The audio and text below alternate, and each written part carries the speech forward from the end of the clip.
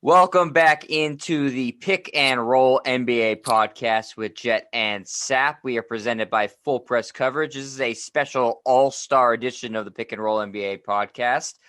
Sap and I are not going to be attending the all-star game this year, as not many people are. In fact, the mayor of Atlanta has gone as far as to say this is a private event. Please don't come to the city to congregate.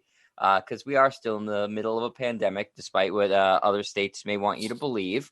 But there will be an all-star game. It is this Sunday. It is in Atlanta. And we now officially have our teams. We knew who the players were going to be. We just didn't know how they were going to be divided up. So, John Sapichetti, my trusty co-host, I'm going to bring you in now. Did you watch the draft last night? I did. I enjoyed it. It was team LeBron against team Durant. And of course, Durant's not playing, but he still drafted the team. And I think LeBron gets a big kick out of this.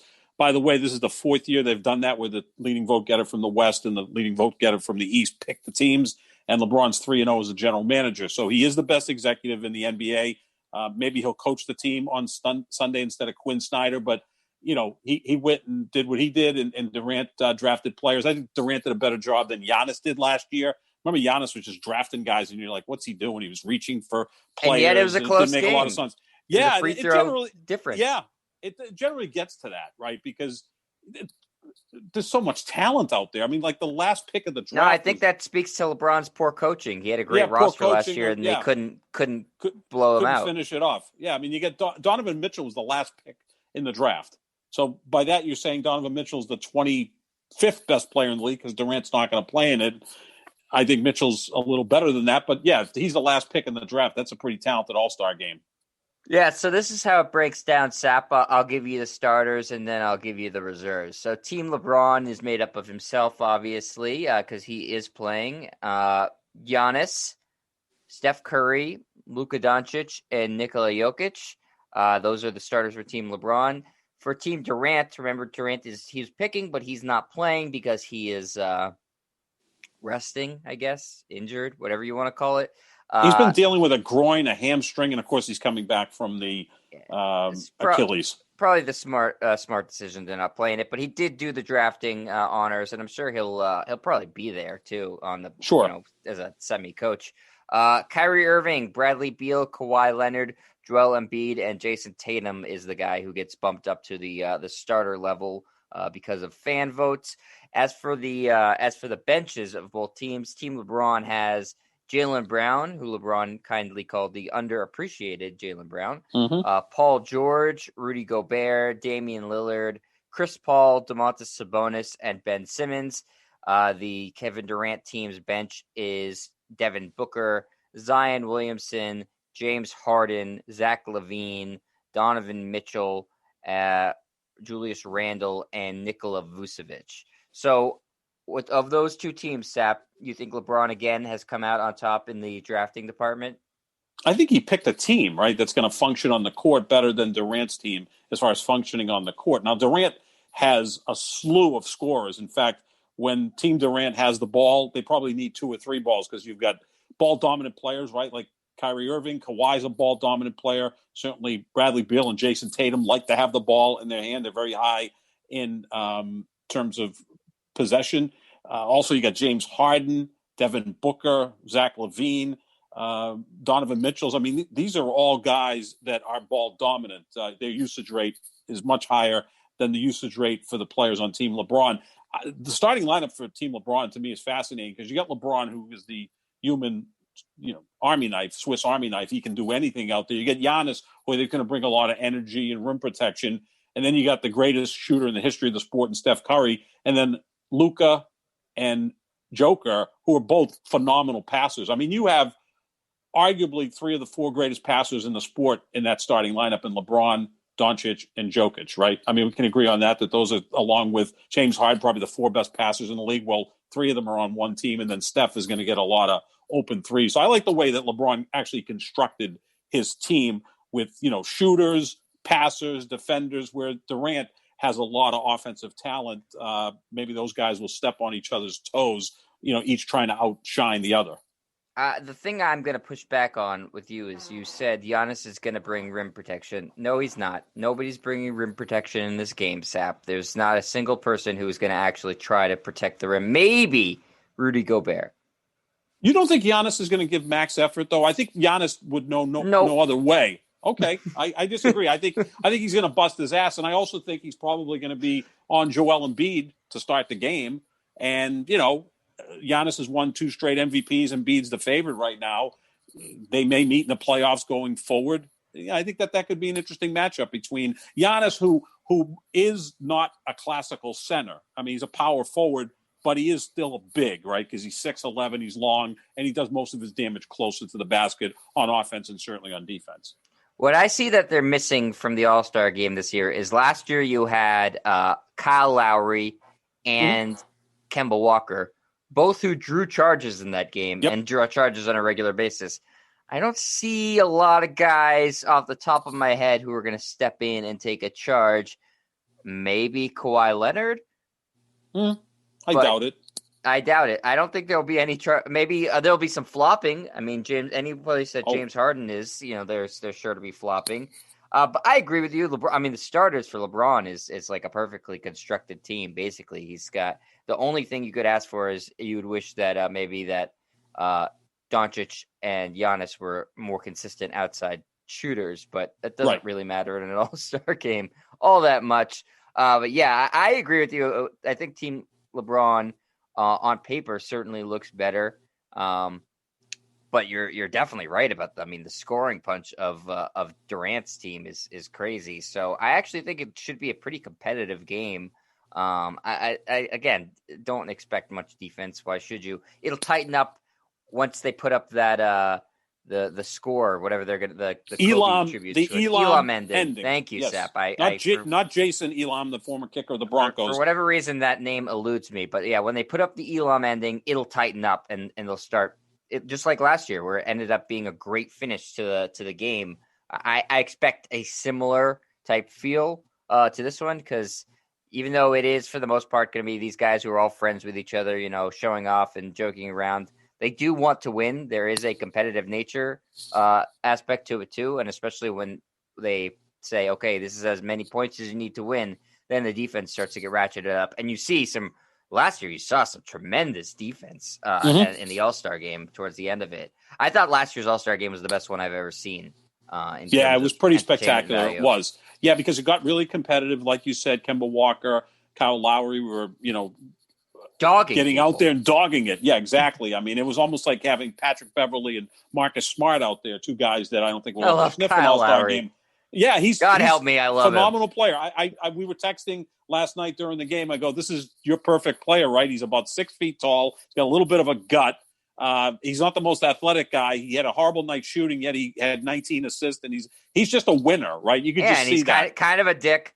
Yeah, exactly. And Chris Paul could do some of that if he wanted to in the All-Star game. Chris Paul's the most likely guy. Chris Paul's a more talented Kyle Lowry. More talented version of Kyle Lowry, exactly. Not a big guy, not a physically imposing guy, even his physique. I mean, like Russell Westbrook's not in the game this year. He's a winner. He's got himself jettisoned from every team he's been on. Where the similarities end. Yeah, I love it. So Chris Paul will be out there. He may, agitate the opponents. LeBron will be friendly with everybody because that's what he does.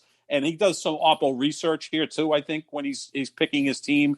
Wants to maybe sidle up to some enemies like Paul George he drafted and kind of kidded about it that, I can't stand him. I never want to see him win except this Sunday. I want to see him win because I'm drafting him. But I think he does this. I think he brings some guys on his all-star team that he's going to face in the playoffs and kind of butters them up to the point where that player isn't as competitive against him. I think LeBron, whether you like him or not, I know you're not a big fan. I'm his biggest fan. I think he's always thinking of something. There's nothing he does without some end game. And I think even when he picks the team, it's like, maybe I'm recruiting this guy. He had a lot of nice things to say about Jaylen Brown. I doubt that he would be able to recruit Jaylen Brown, who still has 4 years left on his contract. LeBron might be done by then. But get the point that he's always kind of, he's definitely he's recruiting.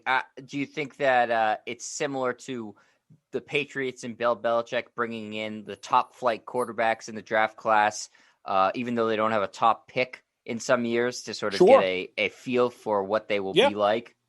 Hey, we all saw draft day, right? Where you did probed see the that. Quarterback who was supposed to be the first pick and just no one went to his birthday the party. other stuff. Yeah, exactly. Everybody went to Tom Brady's birthday party. That's why he's the GOAT and didn't necessarily have the most physical ability. So, yeah, I think LeBron's always thinking, because in the end, I think LeBron wants to be an owner, right? Of all these players that are playing in this game Sunday, he's the most likely to be an owner, partly because he has more money than anyone, but that's kind of something that I think he wants to do. And that competition can continue with Michael Jordan, right? Because Michael Jordan's not been a very good owner in Charlotte. Maybe LeBron says that GOAT debate will continue when they're both owners. Who knows what he's thinking along those lines. But it should be a fun game. I always look forward to these games. I know that people say, well, it's just an exhibition. Yeah, but it's an exhibition of incredible talent.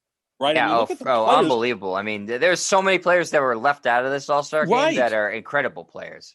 Well, that's why when people say, well, when Jordan was dominating the league was so strong. Look back to like the 1997 or 1998 All-Star game. You had players like Eddie Jones. I mean, he was a good player, but could Eddie Jones crack this lineup? No. Absolutely not. Vin Baker. I mean, there were just guys. Chris Gatling was an All-Star in 1998. Chris freaking Gatling, who, he obviously touch this team.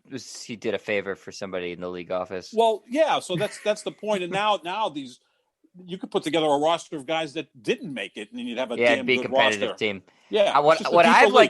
I like this the draft format. I like the East-West format too. But the format I'd kind of like to see, because I feel like the NBA is at this point now, Sap, is a U.S. versus the world format. I do feel like it actually would be a really good game, because I feel like they would take it extremely seriously. Yeah, they do. They do it in the Rising Stars game. That's how they do it. Is the U.S. versus the rest of the world. And the interesting thing is, obviously, Giannis, Luka, Jokic could play for the world.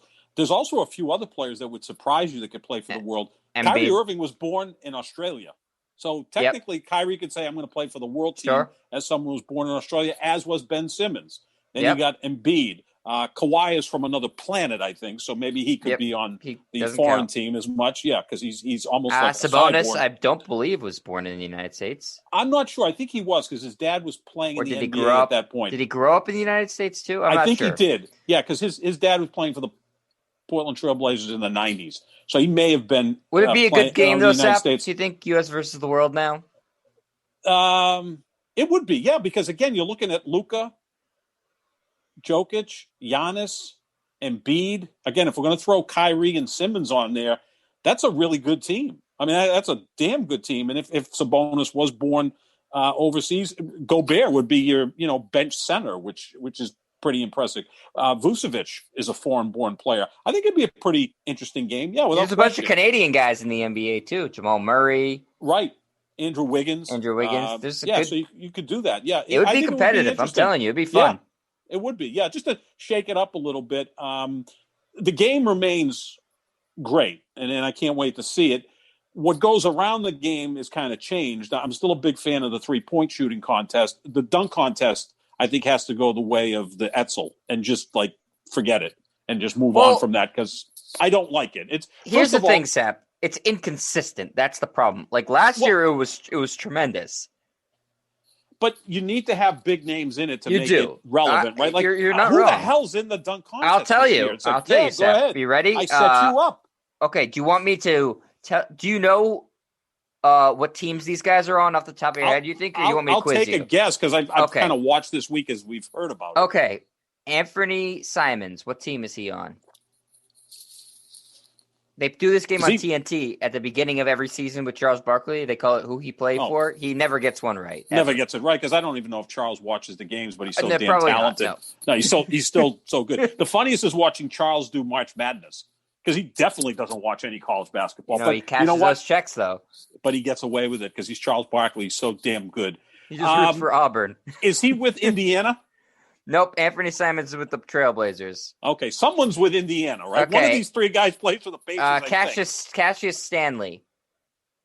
Indiana. Yep, Indiana. That's right. I knew I'd get one right. He's a Dookie. He's a Dookie. He plays for the Pacers. And the third guy is Obi Toppin. What team does he play for? He plays for the Knicks. I know that. He was a high draft there choice. We go. That's 2 out of 3. Those are your 3 contestants. None of them household names. No, not even in their own household. If you followed college basketball very closely last year, you would know who Obi Toppin is, because he was the best player in college basketball last year. It was a high pick to the Knicks. Hasn't really played all that much this year, has been hurt, is a high flyer. All these guys are supposed to be tremendous athletes. None of them get really any playing time. No, I mean, they're dunkers. I mean, I not that I grew up. I mean, I'm as old as Michael Jordan, so it wasn't like, I was watching dunk contests in the ABA when Dr. J was playing there. And Dr. J was in the dunk contest, and Michael Jordan was in the dunk contest, and Dominique Wilkins and Vince something Carter. else we can get into. LeBron ruined it. He completely ruined it by not doing it. Should have done it once. Should have done it once when he was young. He's not going to do it now in his 18th year. That doesn't make but I'm any saying sense. He's ruined it by not. Well, let's blame him for everything, right? It's his fault. I think it's a fair for the blame. Pandemic.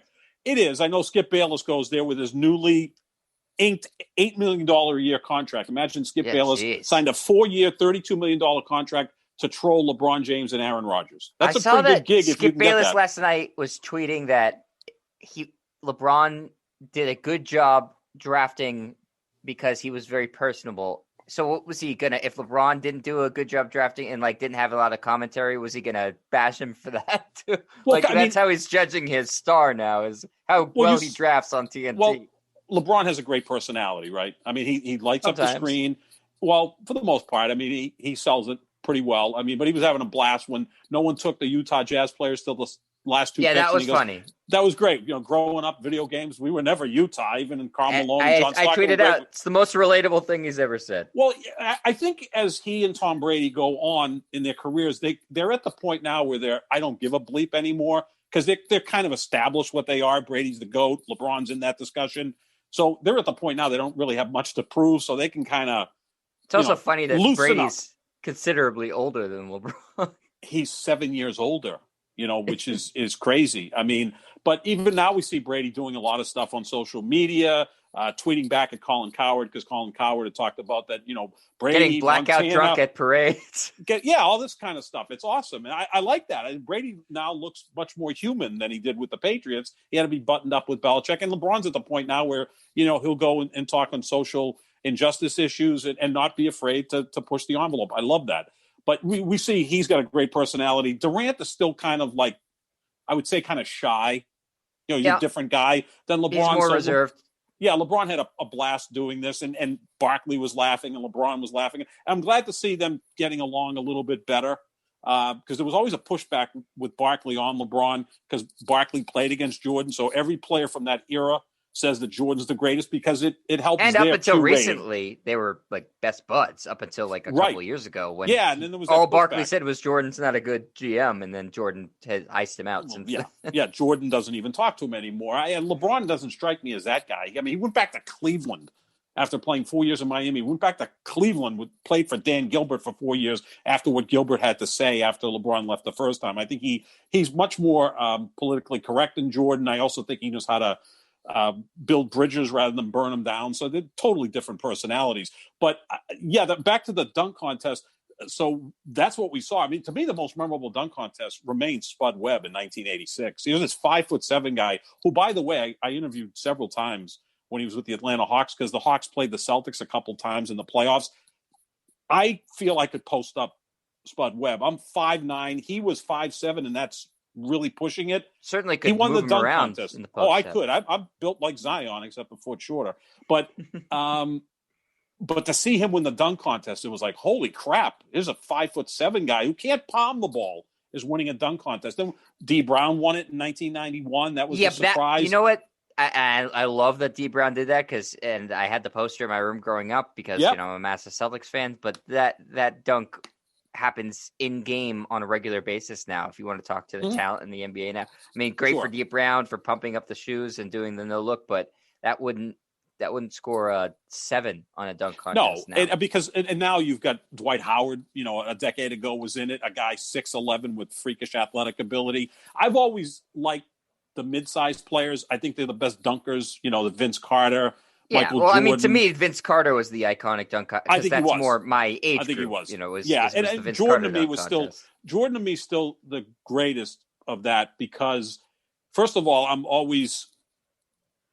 always appreciate the one-legged dunker rather than the two-legged dunker. I mean, I know I'm getting really technical here. I'm sounding like I've dunked before. I mean, I've dunked donuts, But, those who can jump off of one leg, it looks much more impressive than if you have to gather yourself and go off of two legs.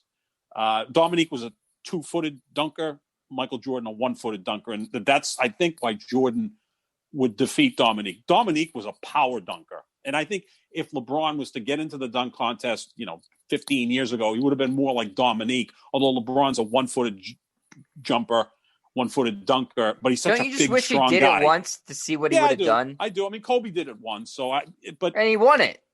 He won it. Yeah, this theory is that LeBron wouldn't want to do it, that he'd embarrass himself, which I don't know how he'd embarrass himself. He's not going to miss dunks, or he wouldn't win, and it would be bad for his brand or bad for his image, bad for his legacy.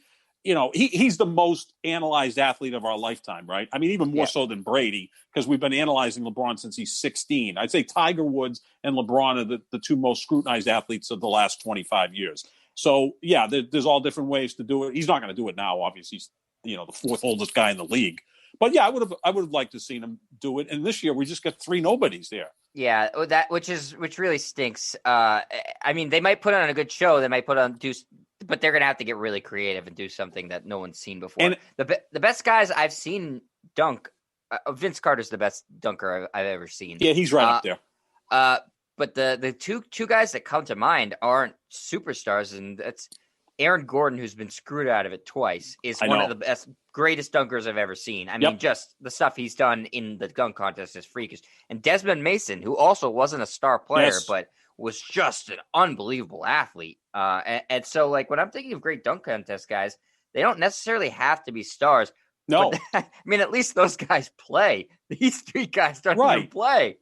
D. Brown wasn't starting for the Celtics when he won the dunk contest, but he was like their sixth man, and he was playing for the Boston Celtics. And he made a lot of money off of that through Reebok, which is great. And that's why a lot of guys get into the dunk contest, especially the young players that don't have a big brand now, because they can benefit from that financially. And the same with the three-point contest, because now you've got 8 guys in the three-point contest this year that are all stars that are all going to be playing in the game. So the three-point contest takes place before the game. The dunk contest takes place at halftime. So, the 8 players in the three-point contest, that's essentially their warm-up for the game. So that's not going to be very taxing, but that's going to be fun to watch as well. It does seem like breadth of skill that you have there. You're right. It does seem like with the dunk contest, it sort of ebbs and flows between there's be a couple of years where nobody participates in it except for, these guys who are just really good athletes but don't play much. And then a star will show up and reset it, and people get interested again. And then it goes back to nobody being in it. Like, I'm looking at the winners. Larry Nance was the first ever winner. Good player. I wouldn't consider really good player. Yeah, a star. Better than his son, but a borderline all-star though. I think he made the all-star team a few times, but he was so damn tall and long that it didn't look as good. When you're 6'10", 6'11", it doesn't Dominique, look as good. The next year, who was a legitimate star. Awesome dunker.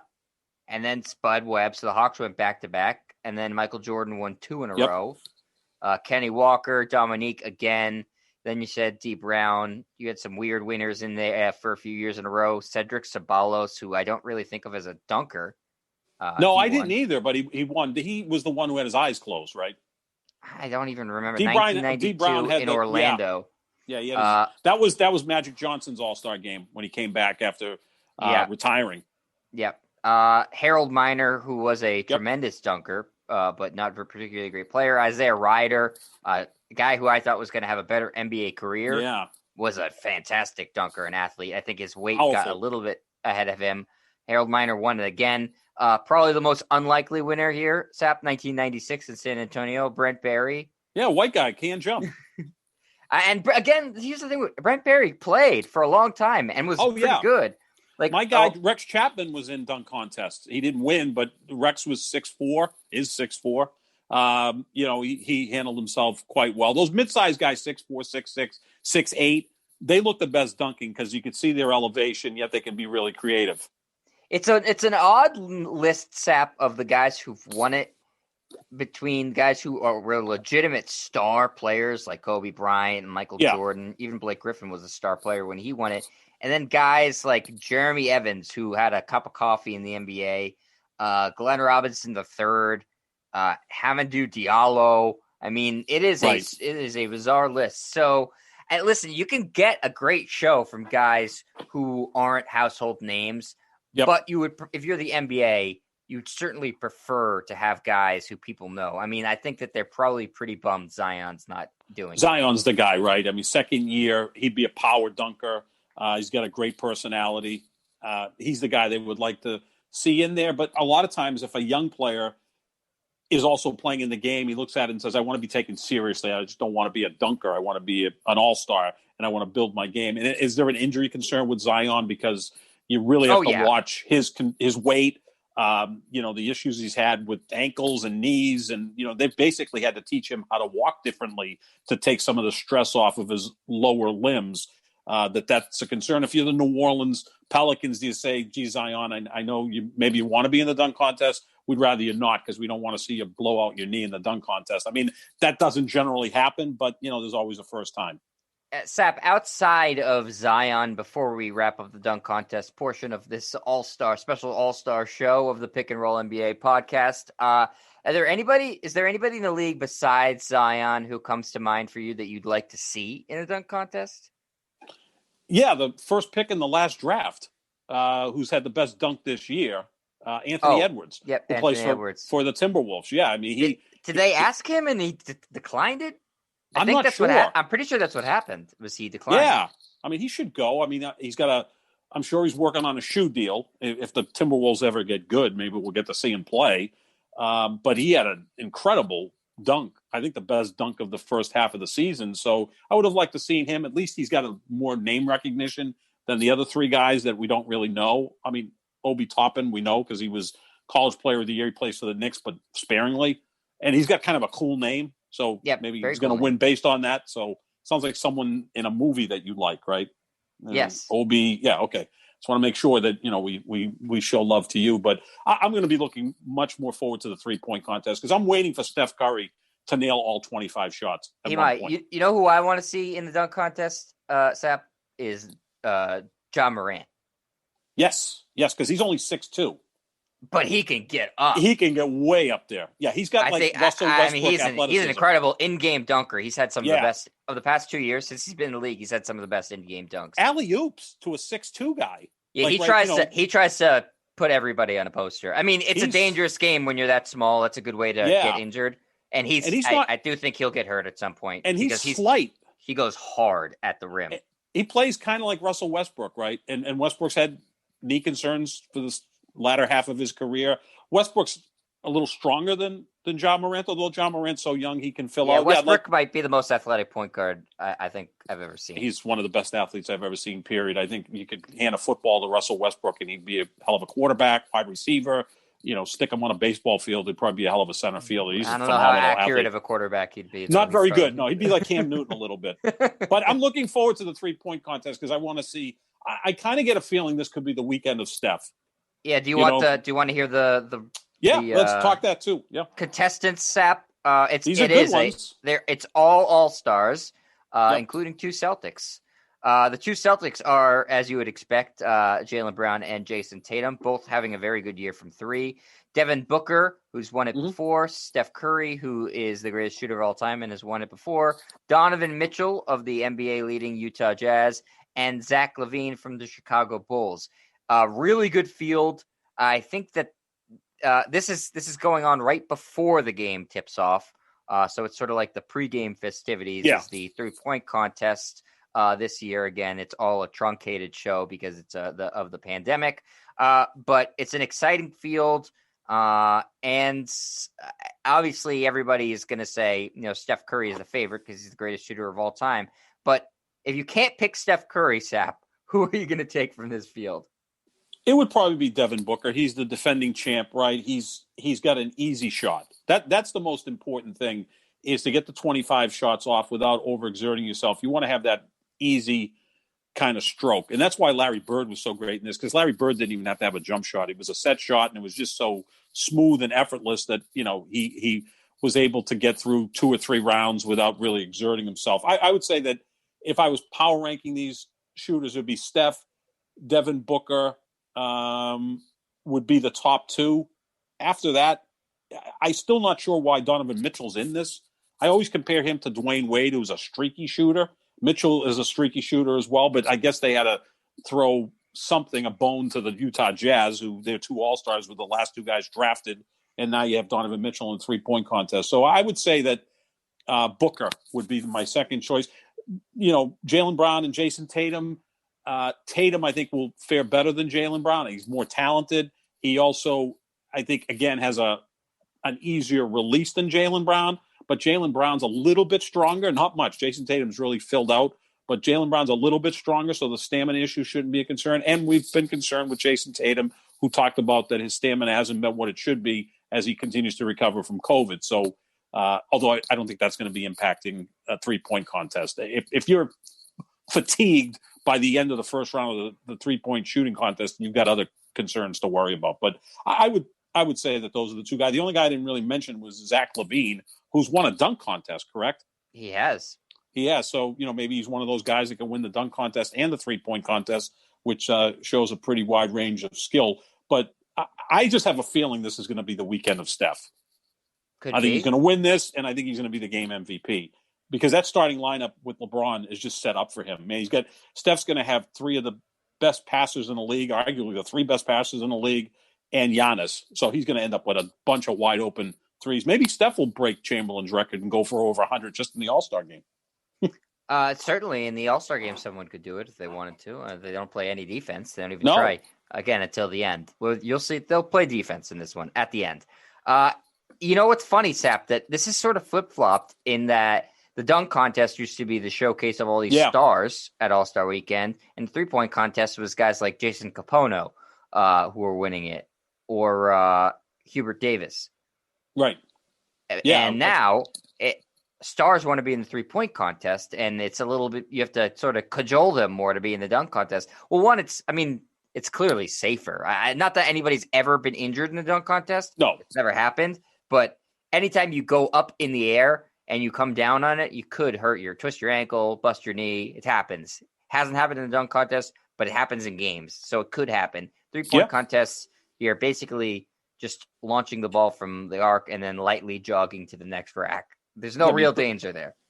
Bird won a 3-point shooting contest with his jacket on, with his warm-up jacket on. I suppose you could trip over one of the ball carriers. That could happen. That's the biggest danger in the 3-point contest. These guys are pretty good athletes. I think they'll be just fine. But it also shows where the league has gone, Jet. The league is now a 3-point shooting league. So you have so many great 3-point shooters. They're going to look at this as warm-up for the game.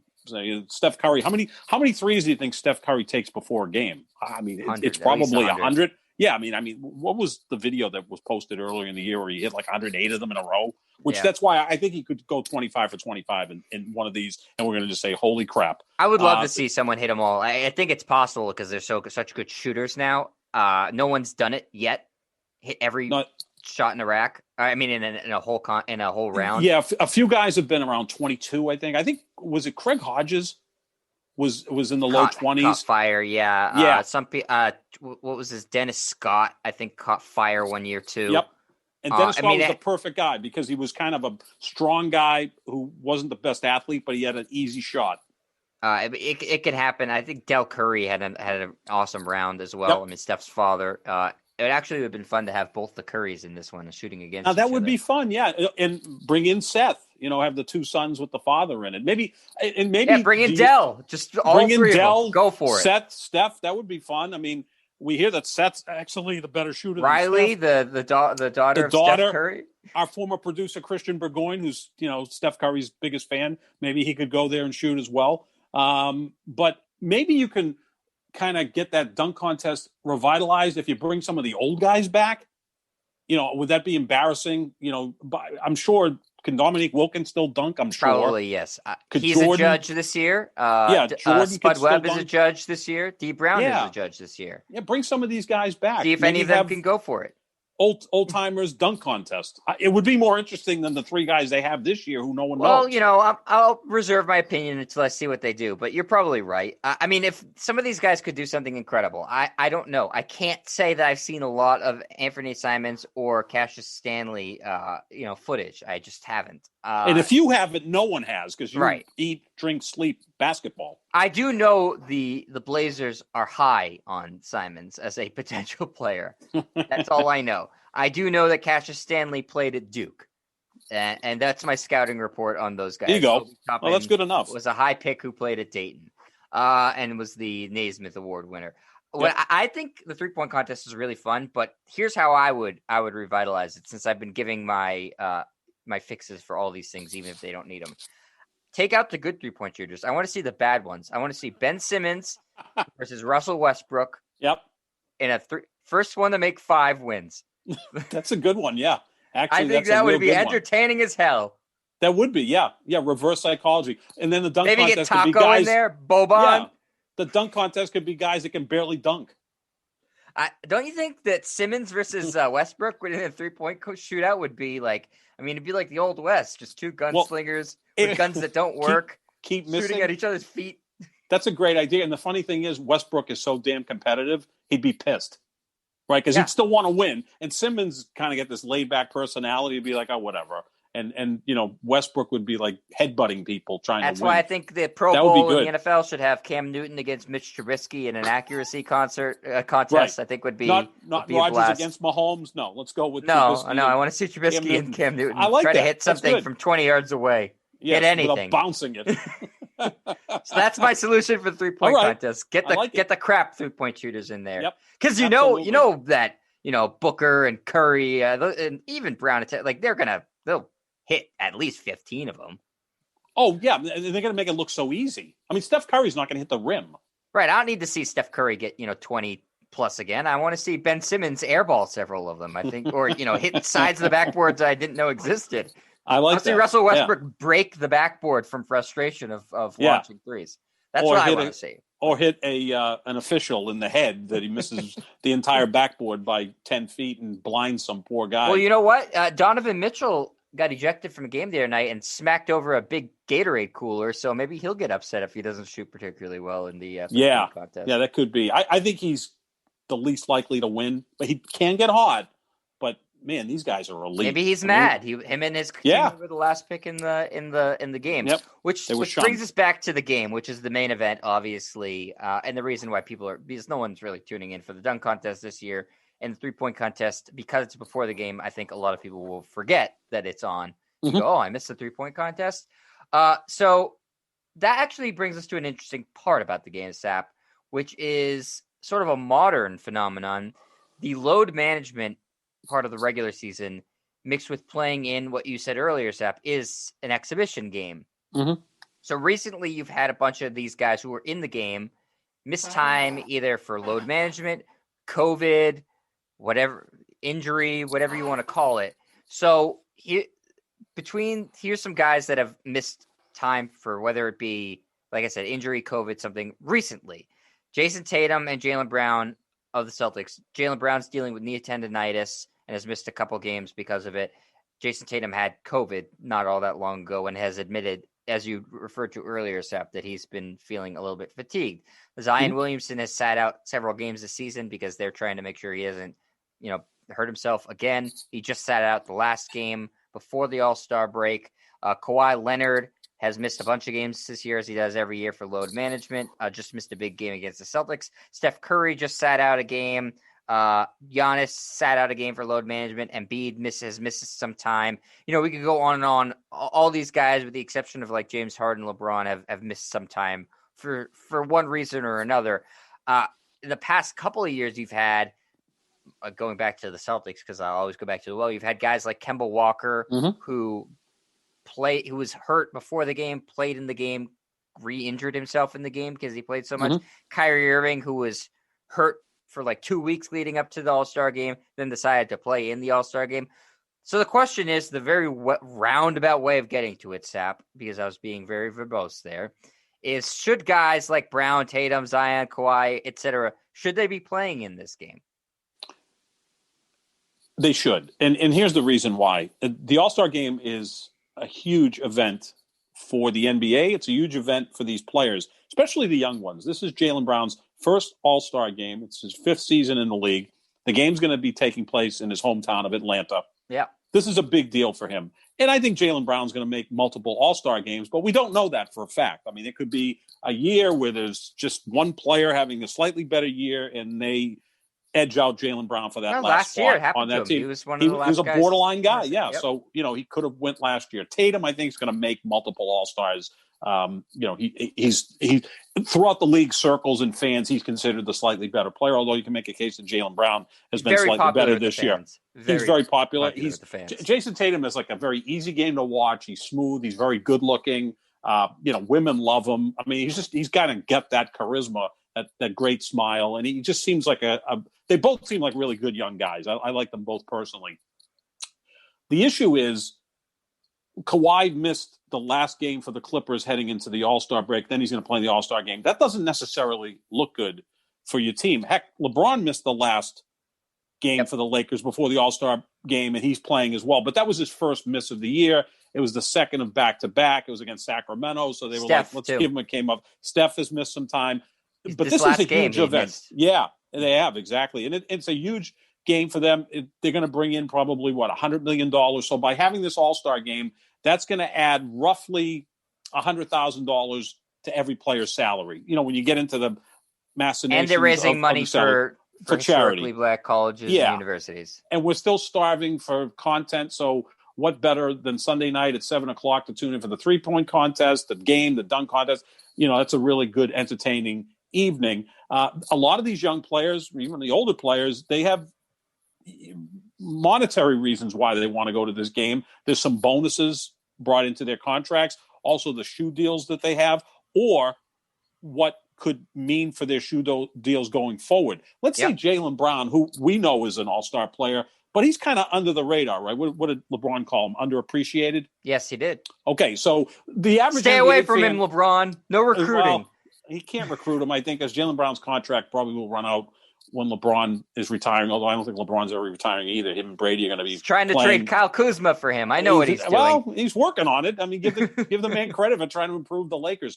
But the casual fan probably doesn't know Jaylen Brown. Let's say Jaylen Brown goes out and wins the MVP of the game. All of a sudden, his Q rating goes skyrocketing, and now his sneaker deal becomes that much bigger. That's what players are looking for. They want to build their brand. And I know my generation, I'm 57 years old, they all push back and say, well, they shouldn't put the All-Star game ahead of their team. I don't think they are. So did you not fault Kyrie 2 years ago when he did this? You can't. I don't think you can. I mean, I know it's very easy in this market to just fault Kyrie for everything. Like everything that happened in the world is Kyrie or LeBron's fault. So I think he was in China at that lab and released COVID. I think he did. Kyrie. Strong possibility. He brought his walking stick. Yes, because it's flat. We know that the Earth is flat, so it was a long walk to China. By the way, if you think the Earth is flat, why do you need a walking stick? You're not going up any hills, right? So good idea. Good point, Chet.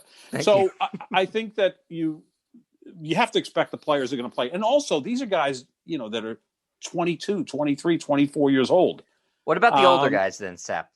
Take out the Tatums and the Zions and the Browns, because I get it, it's exciting for them. But say like you said, Steph's been to a bunch of these. LeBron's been. What is this? His 19th. It's still a fun time for them. It's like the league convention.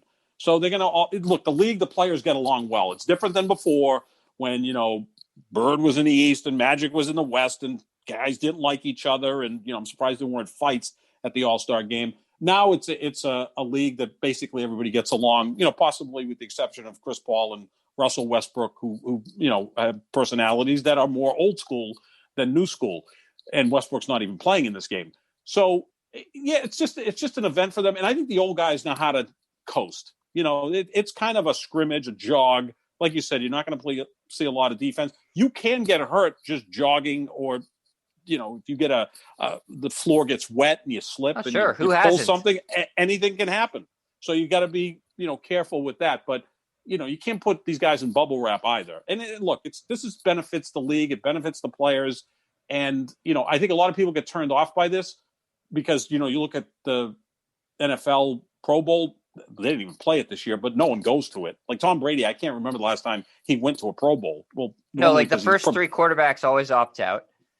Yeah, one year there was like a backup there. An actual backup quarterback was playing in the Pro Bowl. I'm like, that guy doesn't even start. That's how technically it's not opt out. They just make up some sort of BS injury. Well, yeah, my left knuckle, my left pinky fingers hurt, so I can't play. Or the concept of in Brady's case, he's getting ready for the Super Bowl every damn year, so he true. can't go. But the concept of an exhibition tackle football game, and at this point, does seem a little silly. It does, yeah, because you could still get hurt there, especially if Sean Taylor was out there like he was. He did almost kill a punter. Kill a punter, yeah. I'm sure Sean Taylor was one of your favorite players, yes. I did love Sean. Had Sean Taylor jersey. Yeah, I loved Sean Imagine Taylor. him in the NBA. He would have been right there with Marcus Smart and Kyle Lowry. Shocking people. Drawing charges, Would have been a Hall of Famer, I think. I'd have been able Absolutely. to. So it's different, but I think these guys can survive. I don't think anyone's going to get hurt. I think it's I like the idea you said of it being a convention because it kind of is for the players, though this year's a little different, right? I don't know how the NBA, if they're enforcing the guys not congregating with each other before the game, if they're flying them in and flying them out, what they're doing. But you're right. Before. I mean, the players do like seeing – I know, for example, like what's the guy's name on YouTube? Donovan Mitchell. He's good friends with Jaylen Brown and Jason Tatum. They see each other. They get to see each other, twice a year. So I'm sure it'll be fun for them to get together. And there's other examples of that throughout the league. But the convention part that I think is the most interesting about it, Sap, is that you were sort of alluding to this too.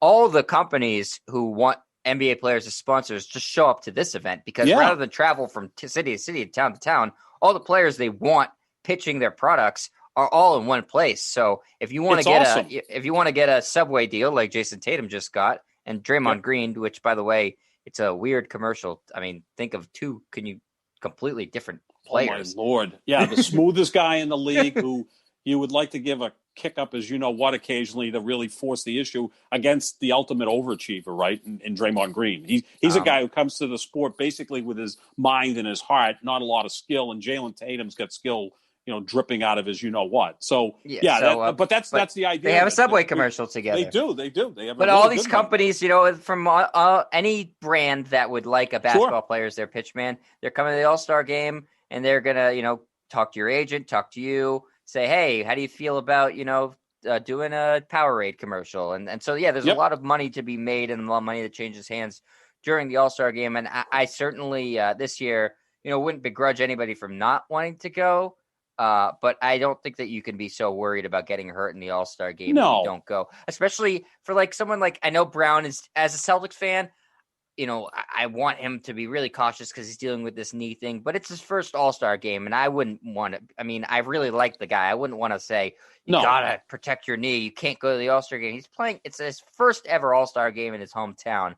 I mean, I think he should go for it. Really, he deserves it. These guys work towards this their whole lives. Yeah, it's a goal. It's a goal for them. And also for Jaylen Brown and Jason Tatum, they're on opposite teams. So Brad Stevens can get a hold of Quinn Snyder and say, can you limit Jaylen to 12 to 15 minutes? Get a hold of Doc Rivers and say, can you hold Jason Tatum to 12 to 15 minutes? Which is actually something that the coaches would appreciate because you've got 12 players trying to split 240 minutes on each team. So there's going to be some guys, like you're going to see LeBron play more minutes than the average player. There'll be some players who don't play as much. I always remember like Tim Duncan or Al Horford, players like that, would just sit on the bench and play like 12, 14 minutes because the All-Star game didn't really mean as much to them. They didn't have that type of personality. Their game didn't translate to the All-Star game. Yep. Like we don't think Rudy Gobert is going to have a big impact. Kobe would play 40 minutes. Kobe would play 48 minutes and try to, break, Dwayne Wade broke Kobe's nose. Those guys were animals. So, let them go. And again, it's going to be tighter. In the past, they would get in on Friday. There'd be the skills competition. Strip clubs. Well, there's still strip clubs in Atlanta. So you got to, if you want to know how much socializing is going on, just hit the strip clubs in Atlanta. I'm sure we'll see James Harden, leading the way. He'll be the city's ambassador. Maybe Lou Williams will be there, who's not an all-star, but he can go get the lemon pepper chicken wings. Yeah, he'll be the official tour guide for the city. Yes. He's working on behalf of the strip clubs. Those are his endorsers. Those are his endorsers, yeah. So I think it'll be fun. Like you said, Sap, it's nice to have something to look forward to for a television event.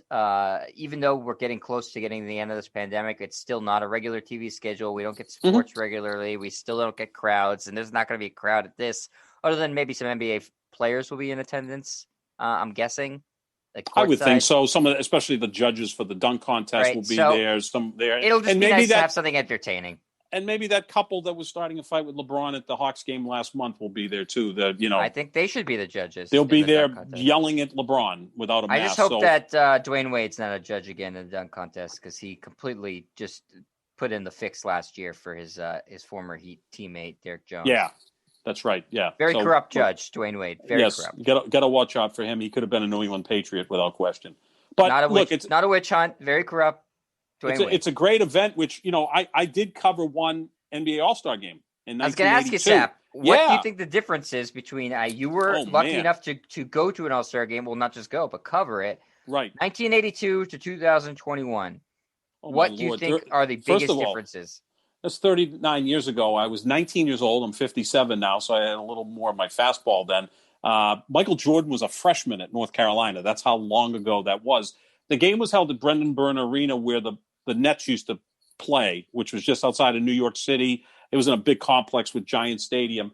And Brian McIntyre in the Meadowlands. Yeah, Brian McIntyre was the communications, media relations director of the NBA. The NBA was always fantastic to me. At that time, I was a sports director at Time Warner Cable. We had 10 local origination stations tied in together, 10 cities in the greater Boston area. We had a weekly show. Kind of compare it to like Boston Sports Tonight. I would have guests on all the time. Bob Ryan, Peter Gammons, Glenn Ordway had been a guest, John Dennis. They would come in. We'd have phone calls. I'd prepare packages.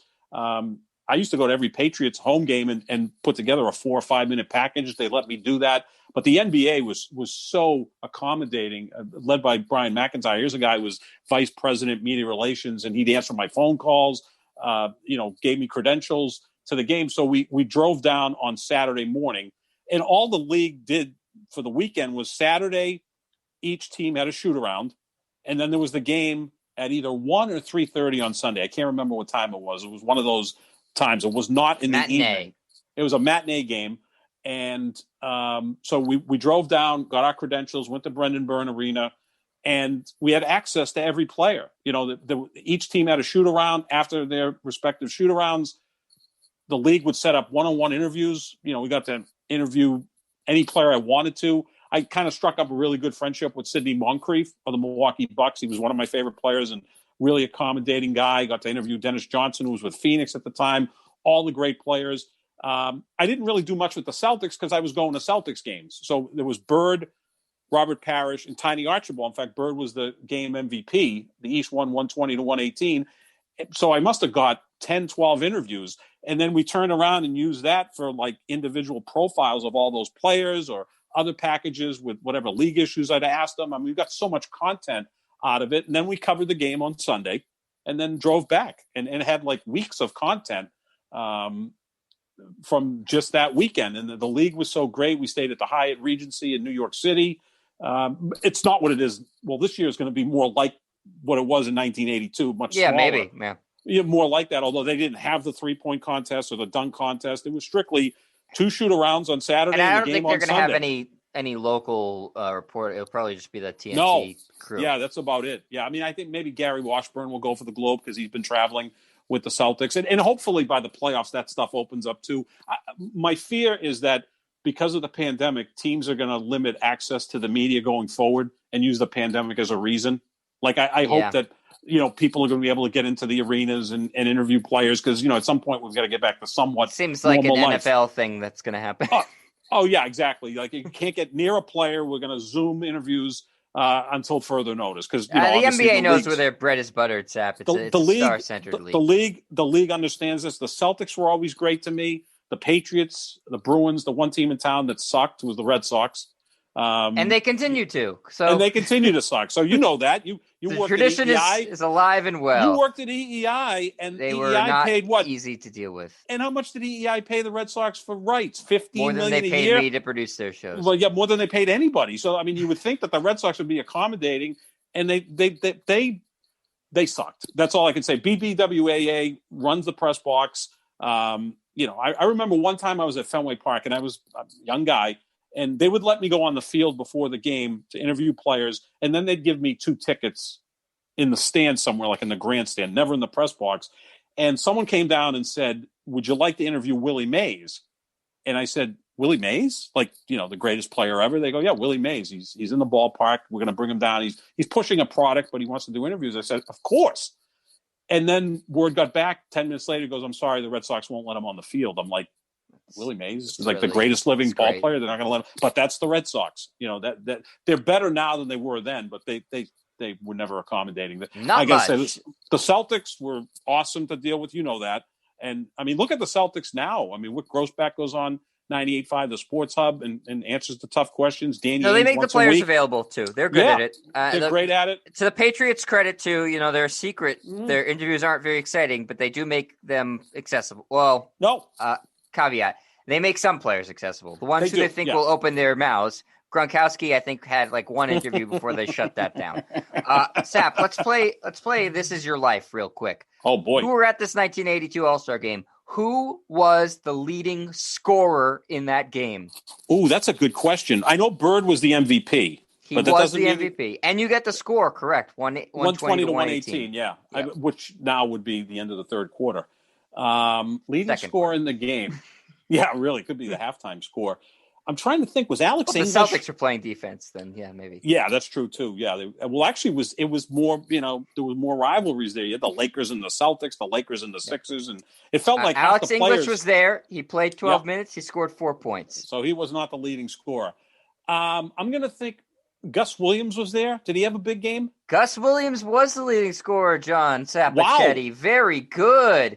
He had 22 points, 9 assists.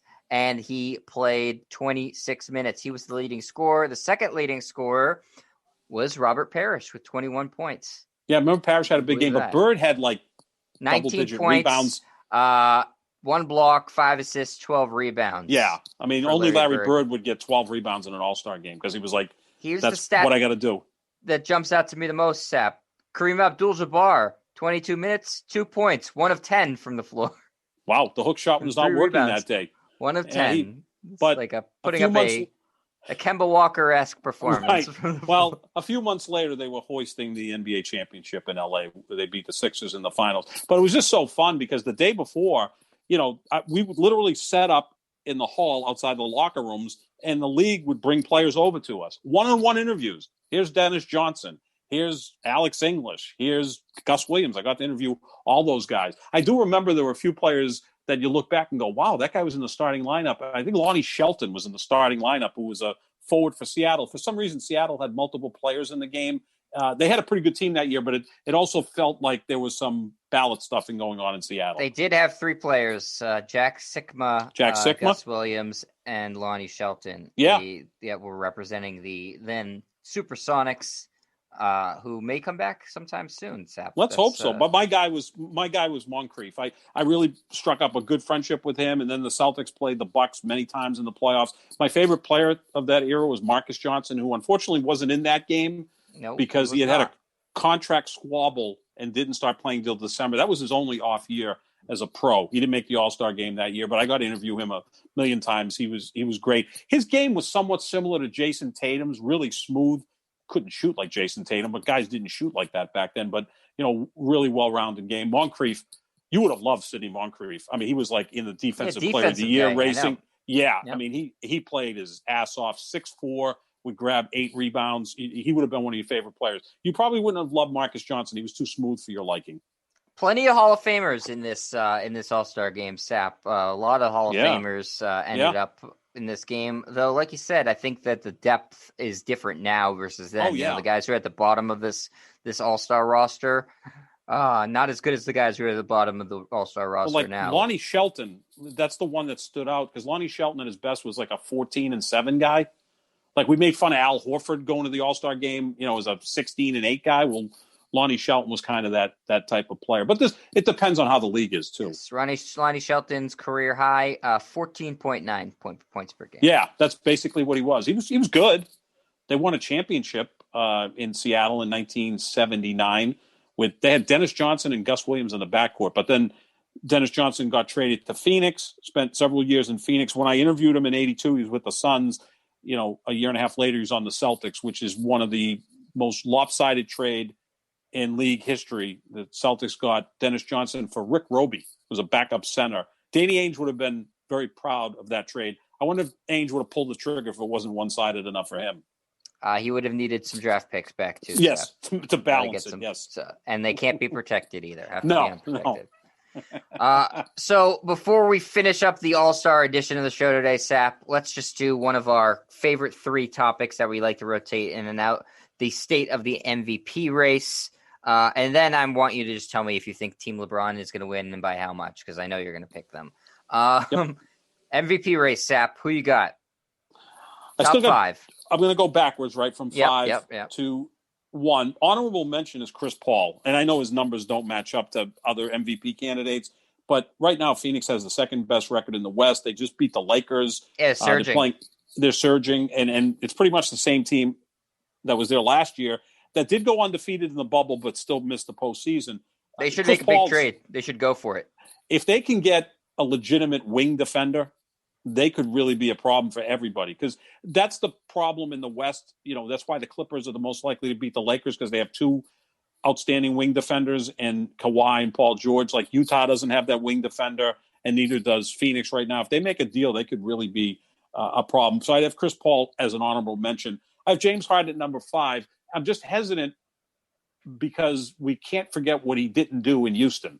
I mean, he just mailed it in for 8 games in Houston. That's still part of the 2021 season. This is the 2020-2021 MVP, not the 2021 MVP. So I'm going to hold that against him. He's been splendid with Brooklyn. 2 amazing players. Yeah, although he's been the guy that's been the constant, right? Durant's missed a ton of games. Kyrie's missed a ton of games. He's been their best player this year. Number 4 is Dame Lillard, who he can have an awful night shooting, and he's still going to hit the game-winning shot. So I have him at number 4, and he's got that Portland team in contention.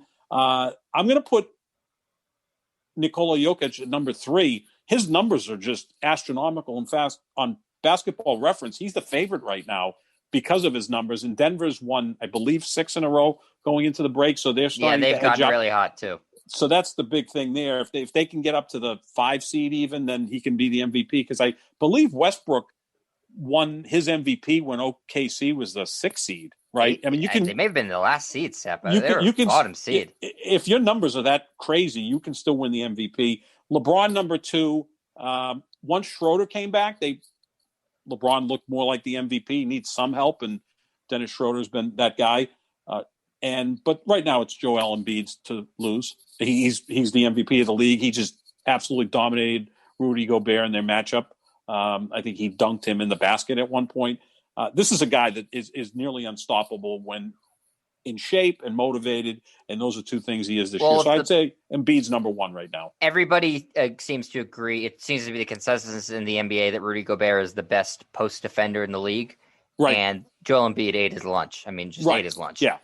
So if Gobert can't stop him or even slow him down, no one's stopping him. Nope, not happening. That's going to be the question for the Sixers is, well, he has to stay in shape and motivated, which I think Doc has done a great job of. It's going to be on those other guys in the playoffs. I mean, Embiid's going to get his. Simmons, Tobias Harris, Seth Curry, those guys are going to need to step up. Maybe they make a trade. I know they've been talking about Kyle Lowry. I don't know how they necessarily get him in there. I don't know that the Raptors necessarily even want to give him up because they're right in the thick of things in the East. They're a playoff team. Yeah, why would they give him up? So we'll see what the Sixers do. But you and I, before I read the rest of them, agree. And I've had Embiid on since the beginning of the year as my number 1. He stays there. He has done nothing to dissuade me from that. I'm a little surprised. Last week you had LeBron at 3. You bumped him up to 2. But they split with Schroeder, or they went 2-1? I think they went 2-1, and then LeBron didn't play against Sacramento. So they won a couple of impressive games. He's playing fine. He had a bad month shooting threes. He always has 1 month in the year where his numbers look a little different than the other months. It's almost like he kind of resets. And I think February I don't see how he passes Jokic or Embiid at this point, Seth, because of his record with Anthony Davis is going to come back probably soon after the All-Star break, and they'll start winning again. But I don't think you can vault him ahead of those guys now. No, he probably won't. And again, he's won 4. And Embiid is a player that's never won one, never really been in contention. It'd be kind of odd because now you've got a league of 3-point shooters, and in your world, and I'm not that far off from it, the 2 top MVP candidates are centers. Now they're more than just centers, right? Because Embiid can face the basket. He can even hit threes. Jokic is like one of the most unique players I've ever seen. I don't even know how to classify him. He's part point guard, part center, part whatever. So that would be interesting. And but I'll give you the rest of my list, Sep. I have Embiid at 1. Yep. I'll just go the other way now, though. At 5, I have Giannis, who I think's played himself into the discussion now because the Bucks have been playing a lot better. Giannis's numbers, as you would expect, are outstanding. LeBron, I have at 4. Jokic, I have at 3. Actually, I have Dame Lillard at 2. The Blazers have a better record than the Nuggets right now. And Lillard is playing with less than Jokic is. Right. Yeah. So, but it's neck and neck. You could flip flop those guys and then beat at 1. Lillard is not going to end up winning it, but you should he deserves all the credit in the world for keeping his team afloat while basically everybody's been hurt. I mean, the second best player has been Enes Kanter, for crying out loud. I mean, no disrespect to Enes Kanter, who I think was undervalued here in Boston, is a good player, but they're staying afloat in a very competitive West with Dame Lillard basically having to do everything and hitting game-winning shots to boot. So he's playing like every minute. He's hitting shots when it matters. I don't think he's going to end up winning the award, but I would put him on first team All-NBA this year as my point guard ahead of Kyrie. Even ahead of Steph? Yeah, I would. Okay. That's going to be an interesting debate. Remember going into the All-Star game, it was, 3 guards deserved to start for the West. I mean, I know then we had a draft, but it was Lillard, Steph, and Luka. You pick any of those 3 as your starting backcourt, and you couldn't go wrong with that. But Lillard's one of the best players in the league. He adds a lot of other things too. He's a kind of sneaky good rebounder. He can also set up the offense for other guys. I mean, he's playing, like you said, with a lot of spare parts there. I mean, he's got Carmelo Anthony coming off the bench and contributing. Kanter is a guy that's limited, but he's putting up pretty good numbers. When they get CJ McCollum back and Nurkic, they could be a handle. The West playoffs are going to be phenomenal, right? They also have Anthony Simons. There you go, the potentially the dunk contest winner. But the West is just loaded, right? Like, because maybe they can talk about, if he wins it, maybe they can trade him for something good. Yeah, maybe Danny Ainge will send a second-round pick for him or whatever, because Danny loves those second-round picks. But look at the West, though. You obviously get the Lakers, the Clippers. Phoenix is for real. Utah, I think, is a paper tiger, but they have the best record in basketball. Then you see Denver, Portland playing really good basketball. San Antonio's been a surprise this year. Golden State's still lurking. Then you got teams like New Orleans who aren't even in the playoffs right now, and Zion's playing better every single game. So the West is loaded for sure. Yep, they are, and it will be a very interesting playoff race, especially when we see what the Lakers look like with Anthony Davis come back and how long it takes them to sort of return to form, and if he can stay healthy. I mean, we said this before: if Davis isn't healthy in the playoffs, the Lakers aren't going anywhere. No, it's they need to have both their stars at full health. So that'll do it for the All-Star Special edition of the Pick and Roll NBA podcast with Jet and Sap. We are presented by Full Press Coverage. Sap, I'm assuming you have Team LeBron, by the way, in the All-Star game, right? Yeah, they'll win by 6. The line right now is 3.5. Oh, I didn't know they had a line on it already. Oh, so yeah, they got a line on everything. Yeah, 3.5. 3.5. There'll be an Elam ending. Yes. I honestly, you know what? I'm gonna go with the other team. I'm gonna go with Team Durant. I don't know why. Just to aggravate me, just to annoy me. I get it. And I think they win by 23. Okay, well, that would be a quick fourth quarter. But yeah, very quick. If Durant was playing, it would be interesting, but then you wouldn't have Sabonis was really the guy who replaced Durant, and then Tatum elevated to the starting lineup. So, yeah, I mean, Durant was playing, would be even more interesting. No, I'll take him by 4 points, Team Durant. Who's going to win MVP?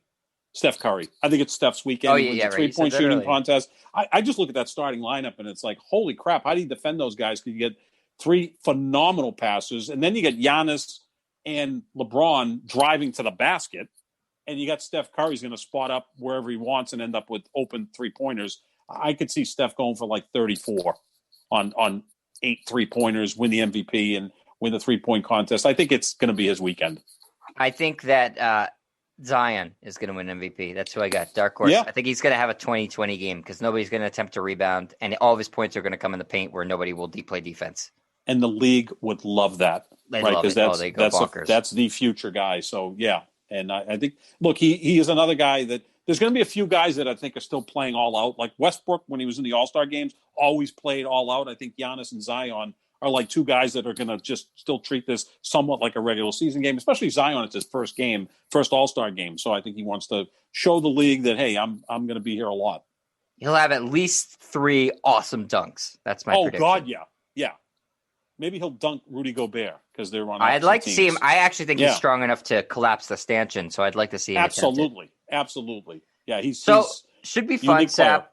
We will text, I'm sure, plenty during the game. We will talk about it on Monday and Wednesday next week. We will give you our second half predictions and see how the rest of the NBA season plays out, because there's a lot of stuff to be determined for the second half with a trade deadline rapidly approaching this month. Teams going to be jockeying for a playoff position. Should be a really terrific second half of the year. The All-Star game is a good way to celebrate the first half of the year. Hopefully there'll be far less COVID cancellations in the second half of the year too, Sap. So again, we are the Pick and Roll NBA podcast with Jet and Sap. You can find us on Spotify, on Spreaker, on SoundCloud, I think, on Twitter at John Sapp, JOHNSAP25 is Mr. Sappichetti's Twitter. Mine is Jet Stryer, JETSTRIAR. We always tweet out the show. We are presented by Full Press Coverage, and we are on their website, fullpresscoverage.com. Remember to check out the podcast and let us know what you think. If you want to get in touch with us on Twitter, just comment on any of our posts or write to us directly if there's anything you want us to talk about NBA related. We are always open for suggestions. That doesn't mean we'll take it, but we will certainly listen and take it under advisement. Again, the Pick and Roll NBA podcast with Jen Sapp, presented by Full Press Coverage. Enjoy the All-Star weekend, everybody. See ya.